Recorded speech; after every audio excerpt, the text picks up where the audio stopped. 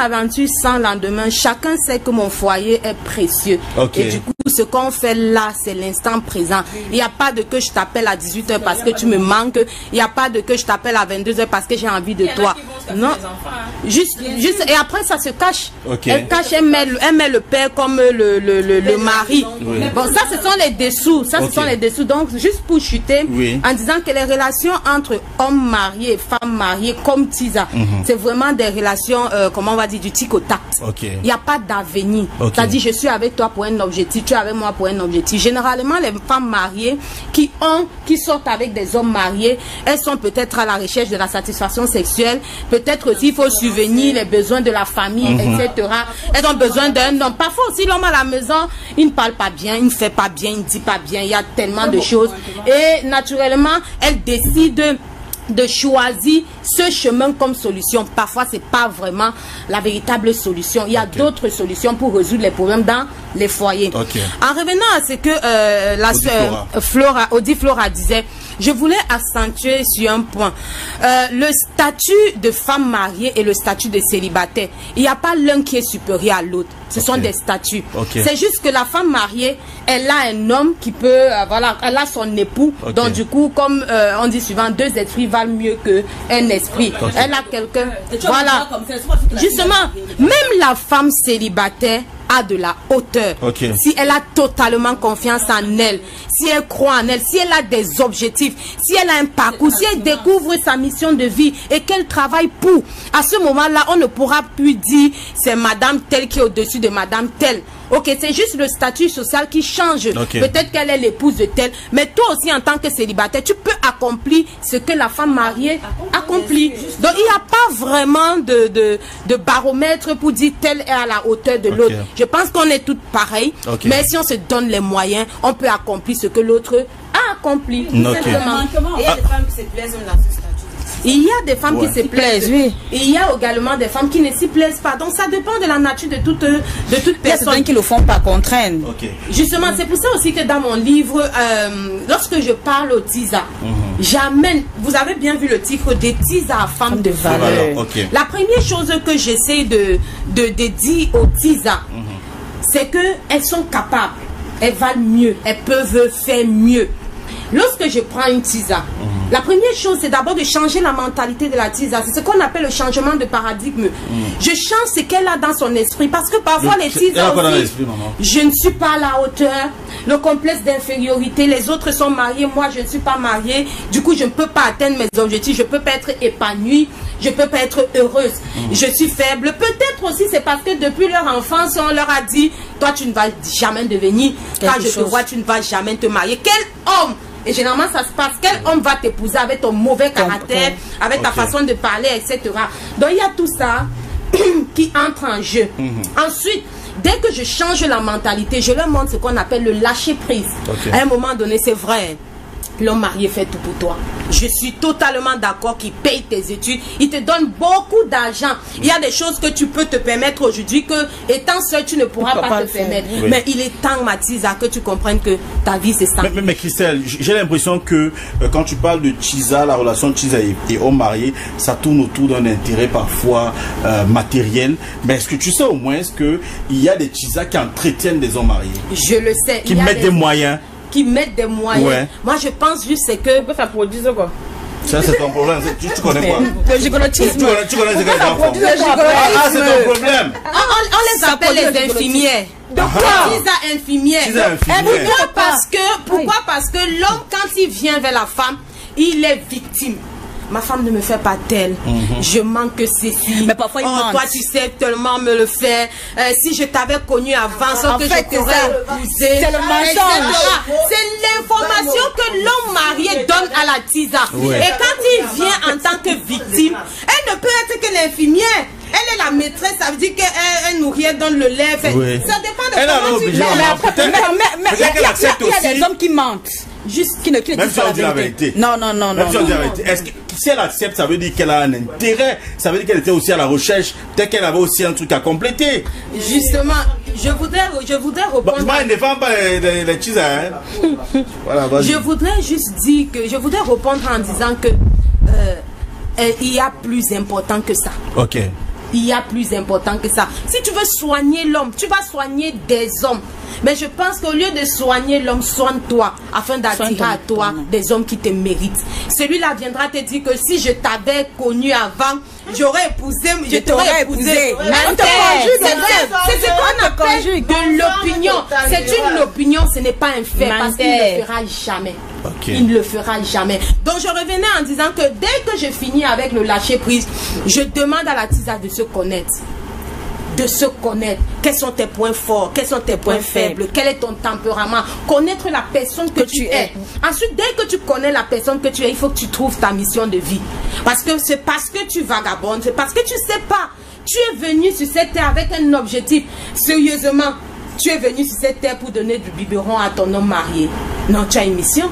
Tu vaux mieux. Il y a des personnes qui attendent que tu puisses les impacter. Peut-être tu as de l'aura. Peut-être tu as du verbe. Peut-être que si tu dis quelque chose, les gens vont t'écouter. Peut-être que tu es une entrepreneur. Peut-être que tu es une musicienne. Il y a toujours quelque chose à faire sur cette terre. Ok.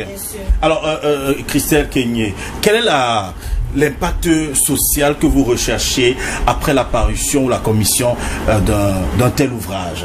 Est-ce que vous n'avez pas l'impression que ceux qui aujourd'hui bénéficient, je ne sais pas, des largesses, de la douceur, des tisa, seront en danger après la lecture de votre livre par leur tisa? Est-ce que vous ne voyez pas que finalement, c'est vous qui pouvez paraître comme un danger social? Non, je ne pense pas. Bah même je ne t'ai pas posé la question. Je ne pense pas, je ne pense pas. Pourquoi? Parce que dans ce livre, je parle à la femme. Je parle à la femme et je montre à la femme qu'elle peut faire, c'est-à-dire que elle est bien plus meilleure. Elle est bien plus meilleure. Peut-être tu vas m'en vouloir parce que ce que je vais te dire dans ce livre est cru. Mais c'est la vérité parce que tu as besoin de le savoir. Tu as besoin de comprendre que tu es là pour quelque chose. Il faut que tu découvres cette chose. Et quand tu découvres la chose pour laquelle tu es venu sur cette terre, tu es heureuse. Tu es épanouie. Qu'est-ce qu'on peut encore demander? Tu vas aller vers un homme parce qu'il va te donner quelque chose. Mais ça, toi, tu sais que tu peux l'obtenir en travaillant toi-même. Pas tes propres moyens. Tu penses que les hommes qui te donnent des billets d'avion, VIP, etc., en business class, tu ne peux pas te l'offrir. Tu peux le faire. Si tu décides de travailler sur toi, tu peux le faire. Ce qui te donne, tu es capable de l'avoir. Alors, quand on parle de tisa aujourd'hui, on va rappeler quand même que tisa, c'est une expression empruntée du côté du Gabon après le succès de la chanteuse Chanel. Mais tisa, qui à l'époque était appelée deuxième bureau, était appelée maîtresse, ce qui veut dire que il y a longtemps le phénomène est là, c'est vieux comme le monde. Et vous pensez qu'au travers d'un livre, vous pouvez changer ou réussir à changer les mentalités? Jusqu'où pouvez-vous arriver, Madame Christelle Kenyé? Je crois que je peux aller jusqu'où je dois aller. C'est ça. Je peux aller jusqu'où je dois aller. Je parle aux femmes. C'est facile parce que je suis une femme. Et lorsque je parle à la femme, elle peut m'écouter.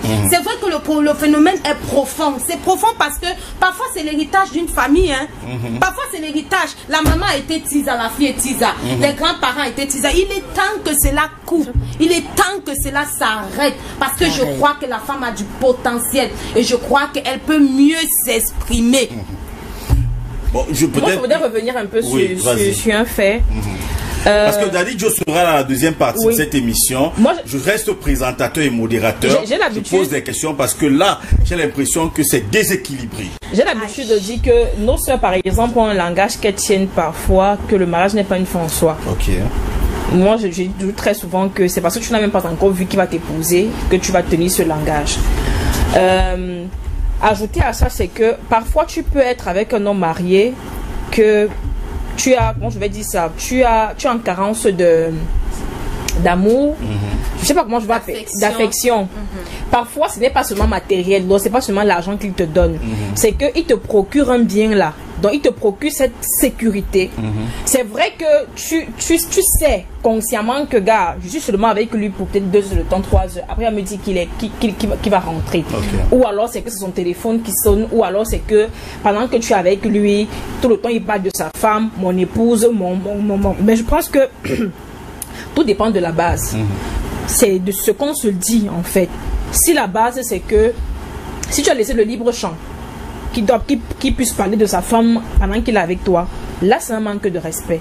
Parce que, comme tu l'as si bien dit, autant celle qui est mariée officiellement, pour moi-même, moi j'ai l'habitude de dire que la signature là, ce n'est que un papier. Hein. Même pas le papier, c'est que c'est... Parce qu'on connaît les couples, des gens qui sont mariés officiellement, que le mari, lui, sa vraie femme est dehors. Donc ce n'est même pas celle avec qui il a signé le document. Et parfois, on se marie aussi par reconnaissance. Qu'elle et moi, on a traversé tellement d'épreuves que bon, je ne peux pas, même les ancêtres ne sont pas heureux. Mieux, je signe avec elle et elle reste là. Donc parfois, on se met en relation, même celles qui sont mariées officiellement, qui sont avec les hommes mariés. Il y a forcément un petit manque là. Moi, je discutais avec un homme marié un jour, quand je lui ai posé la question, pourquoi tu multiplies les relations extra-conjugales? Tu nous rassures que c'est pas ça, tu sais. Pourquoi tu multiplies les relations extra-conjugales? Il m'a dit pour mon équilibre. Et quand j'ai voulu en savoir, quand j'ai voulu insister que l'équilibre là c'est quoi? Tu en manques de quoi? Il m'a dit, je ne parlerai jamais de la mal. Mais tout ce que je veux, c'est mon équilibre. Pour sa paix.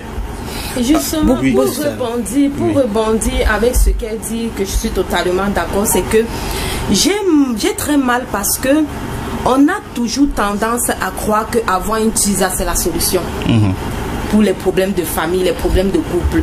C'est-à-dire c'est vulgaire. On s'est dit que c'est ça. C'est-à-dire que pour résoudre le problème que j'ai dans mon foyer, il faut que j'ai une petite à côté qui va me faire ça. Est-ce que c'est la seule solution? Encore moins, il faut se poser la question, est-ce que c'est véritablement la solution? Ça, c'est la question. Excusez-moi, vous avez dit tout à l'heure qu'une femme peut avoir tout ce qu'on peut lui donner, ça veut dire voyage, en fait, peut s'offrir tout ça. Moi, j'ai une connaissance, une grande soeur qui a un certain âge aujourd'hui, elle n'est pas mariée, mais elle a l'habitude de dire que j'ai mon travail, j'ai mon argent, un homme ne peut rien m'apporter. Vous voyez un peu, mais bizarrement, c'est elle qui est championne des hommes mariés. Donc j'ai l'impression que là, comme vous avez dit, elle a son argent, elle a son travail, elle est financièrement, elle est assise. Mais sentimentalement, autant, elle a besoin de quelqu'un. C'est pour ça que je disais tout à l'heure du changement de paradigme, pour rechuter à ce qu'elle disait. Le mariage, comme elle a dit, n'est pas une fin en soi. Pour moi, je dis non. Le mariage, c'est une fin en soi. La vie est faite de plusieurs fins en soi. J'ai un objectif aujourd'hui, c'est de vendre mon livre au moins 1000 exemplaires dans ce Cameroun. C'est une fin en soi, peut-être pour 2 ans. L'année prochaine, j'ai un autre objectif au fur et à mesure. Donc, le mariage, c'est une fin en soi. Et on a besoin. Dis aujourd'hui que j'ai pas besoin d'un homme, j'ai pas besoin de... Moi, je dis juste que tu as besoin de ton homme. Tu n'as pas besoin des hommes pour te satisfaire, mais tu as besoin de ton homme pour te satisfaire. Est-ce que la femme... Maintenant, pour revenir à ce qu'il disait, il disait, ou c'est elle, disait que non, après qu'on ait passé ces bons moments, il s'en va. Il va retrouver la titulaire, son épouse. Maintenant, toi, quand tu restes le soir, face à ton miroir, tu es seul. Ça, c'est face à ta conscience, c'est la triste réalité. C'est la réalité. Et c'est pour ça que je dis, en travaillant sur toi-même, tu te retrouves et la solitude a foutu le camp. Parce que tu restes seul pour la satisfaction. Au début, c'est compréhensible, tu comprends, tu peux maîtriser. Mais dites-moi, quand il te fait ça bien, quand tu es bien, tu passes des bons moments avec lui, etc. À un moment donné, tu oublies qu'il est homme marié. Hein. C'est vrai, on va dire, ne m'appelle pas à 20 h parce que je suis à la maison avec mon épouse. Ne m'appelle pas. À un moment donné, tu as envie. Parce que généralement, l'homme est comme ça. Ce qu'on t'interdit de faire, c'est ce que toi, tu as envie de faire. Au début, tu crois que tu peux contrôler. Mais après, tu as envie. Et c'est comme ça que tu es dans le manque, etc. Et ça crée tellement de problèmes. Et finalement, tu ne deviens plus la bonne tisa. Hein. Et il faut rappeler que, naturellement, il n'a pas forcément... Toi, quand tu es avec lui, tu crois que dès qu'il quitte chez toi, là, il est chez son épouse. Il est ailleurs. Moi, je connais un monsieur qui était décédé, il est décédé sur sa tisa. Hein. Ça veut dire que la tisa savait que lui, il est marié, il a des enfants. Donc, le matin, quand il quitte de chez lui, il va d'abord, il s'arrête sur la tisa, il finit, il va au travail. Alors, on a un message qui arrive là qui dit, le thème de ce jour, Dieu seul sait, tisa dangereuse, Seigneur. C'est Chantal Rosette qui nous envoie le message. Mais la question que j'aimerais vous poser, Christelle Kenyé, j'ai plutôt l'impression que vous vous attaquez à la conséquence et non à la cause. Parce que Tisa, c'est peut-être la conséquence d'un mal-être conjugal. Je ne m'attaque pas à la conséquence, je travaille. Okay. C'est un travail du début jusqu'à la fin. Si vous lisez le livre, j'espère que vous allez lire le livre, vous comprenez qu'au début, je raconte l'histoire d'une Tisa. C'est qu'elle a vécu, les différents hommes mariés qu'elle a rencontrés dans la vie. Et pourquoi est-ce qu'elle a décidé de changer de vie. Donc je commence du début jusqu'à jusqu'à la fin. Au sortir de ce livre, s'il y a une tisa, ou alors pas forcément une tisa, mais quelqu'un qui a été violé, victime d'abus sexuels, les personnes qu'on a toujours, qui sont remplies des paroles négatives, etc. Dès que tu lis ce livre, tu comprends qu'à la fin, tu es plus victorieuse. Ok. Alors, on va marquer. Mais aujourd'hui, nous sommes en compagnie de Christelle Kenyé, et qui visiblement semble bien défendre son livre, de Tchiza à femme de valeur. Un livre qui a été préfacé de Bogrand Njoya Ngunga. Voilà. Mais la question aussi, une autre question que je vais poser ce matin, c'est de savoir à quel moment tu as pensé qu'il fallait mettre sur pied un ouvrage comme celui-ci. D'où est parti le déclic? Est-ce qu'on a été Tchiza? Est-ce qu'on a été Tchiza? Pareil, c'est ça, hein? On se l'a pas mal. On se l'a pas mal.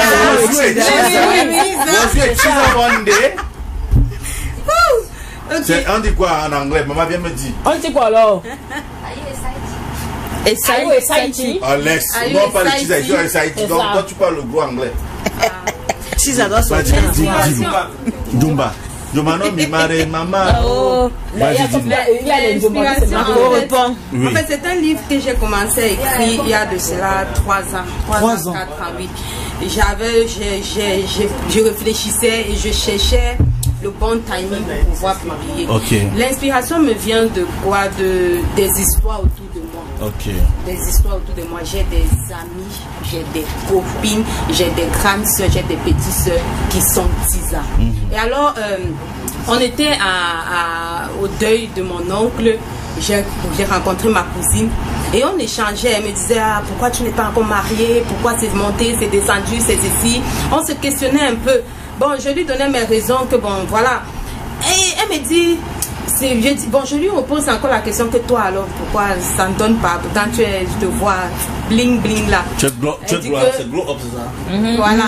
Elle me fait comprendre que non, c'est parce que quand elle va même avec le célibataire, ça donne après c'est un Jean-Jacques. Parce qu'elle a toujours son HM derrière là que elle ne sait pas si elle va se séparer de lui. Donc à chaque fois qu'elle va avec un célibat, avec un célibataire, c'est un jongleur.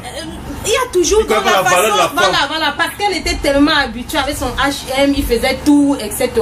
Et du coup, je me suis posé la question, mais qu'est-ce qui fait en sorte qu'elle est toujours attachée à cet homme? Est-ce qu'ils ne sont pas en alliance? Est-ce qu'on peut briser? Si c'est un pacte, est-ce qu'on ne peut pas briser? Comment est-ce que je peux inviter ma cousine à comprendre que, en réalité, tôt ou tard, tu te rendras compte qu'il ne passera jamais la nuit avec toi? Tu vois un peu, si vous allez passer la nuit, c'est juste quand il est en mission. Ou alors quand il dit qu'il est au deuil chez ses amis. Mais il peut te prendre une deuxième femme plus tard. Ce que vous dites est pertinent, mais sauf qu'il y a des filles qui s'y plaisent. Ça veut dire qu'elle est consciente qu'en sortant avec un homme marié, elle sait qu'elles ne vont jamais dormir ensemble. Mais elle s'y plaît dans ça. Tant qu'elle a le confort qu'elle veut, n'a pas de problème. Oui, je le décris à la page, je crois, 58, les Tchiza qui s'assument. Voilà. Je le dis ici, les Tchiza qui s'assument. Donc du coup, elle était tellement in dans la relation et je me suis dit, bon, autant mieux écrire quelque chose. Peut-être son problème, c'est qu'elle vit, c'est un cas général. Et j'ai donc décidé d'écrire le livre pour pouvoir... Et parfois même, on a par exemple José qui a sorti son diplôme. Oui. Justement, après ça, on sait tout ce qui concourait autour de José. Elle qui était cette junior qui est devenue aujourd'hui officiellement même. Mais est-ce qu'elle a mariée? Non. Oui, il a doté. Oui. Donc, en fait, c'est que pour revenir à ce que tu le dis tout à l'heure, c'est qu'il y a des Tchiza, par exemple, qui vont te dire que moi, je ne veux pas me marier. Donc, elle, c'est qu'elle ne veut pas se marier, mais elle veut vivre sa vie de rêve. Maintenant, elle ne va que tomber sur les messieurs qui ont de l'argent. Maintenant, la vie de rêve pour d'aucunes, c'est par exemple les billets d'avion, voyager, s'acheter une maison de luxe, les voyages. Bref, c'est que voilà, ça parle de vie de rêve. Oui, elle se sent. Maintenant, il y a d'autres femmes qui vont te dire que, gars, moi j'ai essayé avec les gars célibataires pensant que on pouvait construire un truc ensemble, évoluer et tout ça là. En chemin, ça se casse. Maintenant, elle, c'est son couloir et elle n'a pas de problème. Justement, pourquoi elle n'a pas de problème? Parce que naturellement, bon, très souvent on dit, moi j'ai causé avec des amis qui ont l'habitude de me dire que l'homme marié pour moi ne me dérange pas. Tant qu'il me donne ce que je veux, j'ai ma paix intérieure, je suis en paix. Maintenant, d'un autre côté aussi, vous allez vous rendre compte qu'il y a des personnes qui ont, comment je vais vous dire ça, Il y a des personnes qui ont focalisé leur vie. Donc, ce qui fait que le célibataire, même quand il vient à côté d'elle, quand il veut parler un genre, il te dit que, hey, pardon, pousse. D'ailleurs, Christelle le dit dans la page 43, je suis tombé dessus comme ça. Un HM valorise la femme.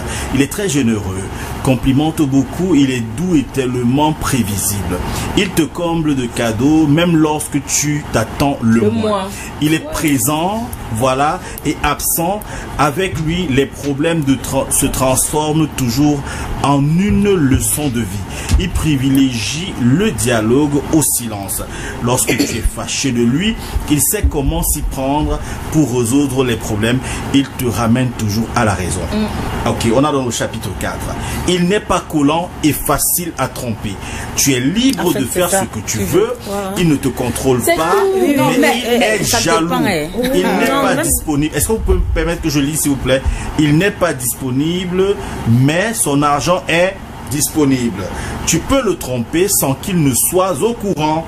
Mais le jour où il te soupçonne, il met fin à la relation immédiatement et passe très vite à autre chose. Il n'arrivera jamais chez toi sans te prévenir. Chapitre 5.